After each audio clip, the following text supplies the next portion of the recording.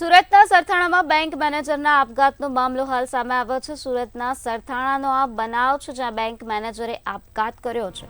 સરથાણા પોલીસે 3 ઇસમોની ધરપકડ કરી છે। રજની ગોયાણી, રોનક હિરપરા, જિગ્નેશની ધરપકડ કરવામાં આવી છે।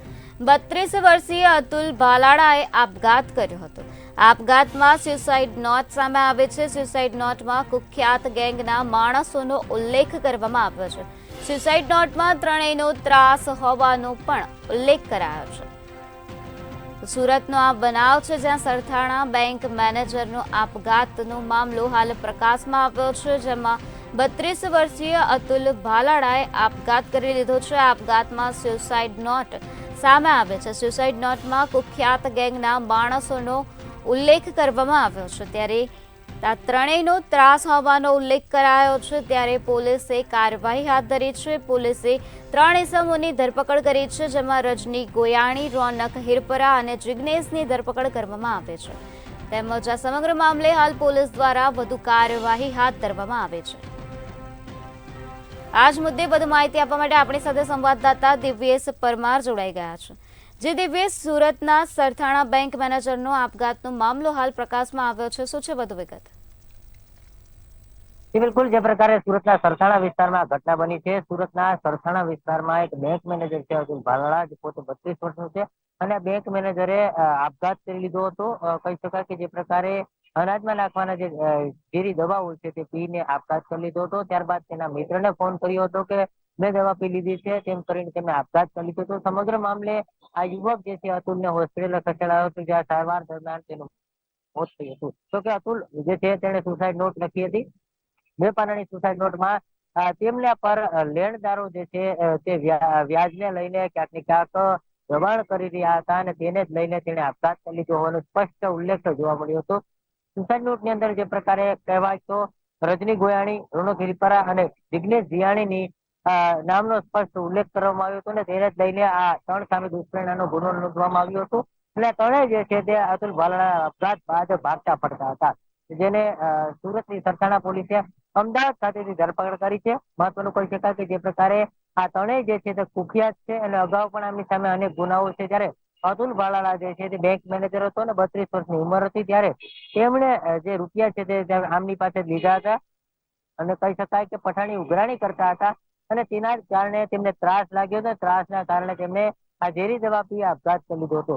સમગ્ર મામલે સરથાણા પોલીસે સૌપ્રથમ ગુનો નોંધી તપાસ શરૂ કરી હતી। સુસાઇડ નોટ મળતા સુસાઇડ નોટના આધારે તપાસ શરૂ કરવામાં આવી હતી, જેને લઈને આ ત્રણેય ઇસમો જે છે તેમને અમદાવાદથી ધરપકડ કરવામાં આવી છે। જે પ્રકારે સુસાઇડ નોટમાં આ ત્રણેયનો ઉલ્લેખ કરવામાં આવ્યો હતો, જેમાં સુસાઇડ નોટમાં લખવામાં આવ્યું છે મુજબ રોનક પરી, રજની ગોયાણી અને જીગા કુંડલા આ ત્રણેયનો ત્રાસ હોવાનું સ્પષ્ટ ઉલ્લેખ કરવામાં આવ્યો હતો ને અતુલ ભાલાળાએ સુસાઇડ નોટના આધારે લખી અને તેમણે આપઘાત કરી લીધો હતો, જેને લઈને સરથાણા પોલીસે સુસાઇડ નોટના આધારે તપાસ શરૂ કરી હતી, જેને લઈને આ ત્રણેય ઇસમોની ધરપકડ કરવામાં આવી હતી। હાલ આ ત્રણેય ઇસમોની ધરપકડ કરી પોલીસે વધુ કાર્યવાહી હાથ ધરી છે। જી જે દિવ્યેશ, અતુલ ભાલાળાની સ્યુસાઇડ નોટમાં આ ત્રણેયના ત્રાસ સિવાય કોઈ બીજી વાતનો ઉલ્લેખ કરવામાં આવ્યો છે, તેમજ પોલીસ દ્વારા આ ત્રણેય શખ્સો વિરુદ્ધ શું કાર્યવાહી હાથ ધરવામાં આવે છે? ચોક્કસથી જે પ્રકારે અતુલ ભાલાળા છે પોતે બેંક મેનેજર હતો અને જે બેંક મેનેજર હતો તે દરમિયાન તેમણે જે રૂપિયા છે તે આ ત્રણેય ઇસમો પાસેથી વ્યાજે લીધા હતા અને ક્યાંક ને ક્યાંક તેમને વ્યાજ પણ ચૂકવી દેવામાં આવ્યું હતું। તેમ છતાં આ લોકો તેમને હેરાન પરેશાન કરતા હતા। હેરાન પરેશાન કરતા હતા દરમિયાન આ ત્રણેય ઇસમો જે છે તે તેમને મારવાની ધમકી આપતા હતા અને જાનથી મારી નાખવાની પણ ધમકી આપતા હોવાનો આ સુસાઇડ નોટમાં સ્પષ્ટ ઉલ્લેખ છે।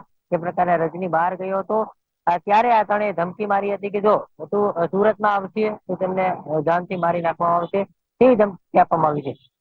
જે પ્રકારે અતુલ ભાલાળા સુરતમાં આવ્યો હતો ને પોતે પાસનો સક્રિય જે સમયે પાટીદાર અનામત આંદોલન ચાલ્યું હતું તે દરમિયાન પાસનો સક્રિય કાર્ય કરતા હતો ને તેને જ લઈને અત્યાર સુધી જે પ્રકારે કામગીરી કરતો હતો, ત્યારે પોતાની ક્યાંક ને ક્યાંક બેંકમાં નોકરી હતી અને મેનેજર હતો, તે દરમિયાન અતુલ ભાલાળાને ક્યાંક ને ક્યાંક આર્થિક તંગીના કારણે તેમને આ ત્રણેય પાસેથી વ્યાજે રૂપિયા લીધા હતા। જોકે રૂપિયા ચૂકવી દીધા છે તેમ છતાં ત્રણેય ઇસમો જે છે સતત ટોર્ચરિંગ કરતા હતા, સતત ને સતત મારી નાખવાની ધમકી આપતા હતા અને તેને જ લઈને આ ત્રણેય ઇસમો જે છે સતત ધમકી આપતા હતા। તેના કારણે અતુલ ભાલાળા જે છે તેમને સુસાઇડ નોટમાં સ્પષ્ટ ઉલ્લેખ કરી અને ઝેરી દવા પી આપઘાત કરી લીધો હતો, જેને લઈને પોલીસે હાલ આ ત્રણેય ઇસમો વિરુદ્ધ જે સાપરાધ મનુષ્ય વધ જે દુષ્કર્મનો ગુનો કહી શકાય કે નોંધ્યો છે અને ત્રણેયની ધરપકડ કરી છે.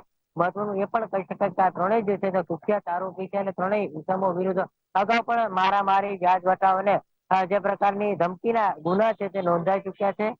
સાથે સાથે ખંડણીના ગુના પણ નોંધાઈ ચુક્યા છે. એટલે કહી શકાય કે જે પ્રકારે આ ત્રણેય ઇસમો છે તેમના વિરુદ્ધ કાયદેસરની કાર્યવાહી કરવામાં આવી છે. અગાઉ ગુના જે પ્રકારે નોંધાઈ ચુક્યા છે ને તેને જ લઈને પોલીસે કડક કાર્યવાહી હાથ ધરી છે. કારણ કે અગાઉ પણ જે પ્રકારે કહી શકાય કે ગંભીર ગુનાઓમાં આ લોકોની અટકાયત કરી લેવામાં આવી છે, અટકાયત કરી ધરપકડ કરવામાં આવી ત્યારે ફરીથી આ પ્રકારનો ગંભીર ગુનો છે, રાત ધમકી આપવાનો આ ગુનો છે ને તેમાં જે સાપરાધ મનુષ્ય વધનો છે ગુનો કહી શકાય તે નોંધવામાં આવશે. અને જે પ્રકારે આ ધાક ધમકીનો ગુનો નોંધી અને તેમની ત્રણેયની ધરપકડ કરીને કાયદેસરની કાર્યવાહી હાથ ધરવામાં આવી છે. જી દિવ્યેશ, સમગ્ર માહિતી આપવા બદલ આભાર. તો હાલ પોલીસ દ્વારા ત્રણેય ઇસમોની ધરપકડ કરવામાં આવે છે તેમજ આ ત્રણેય ઇસમ વિરુદ્ધ વધુ કાર્યવાહી હાથ ધરવામાં આવે છે. તો રજની ગોયાણી, રોનક હિરપરા અને જિગ્નેશની ધરપકડ કરીને વધુ પૂછપરછ હાથ ધરવામાં આવે છે.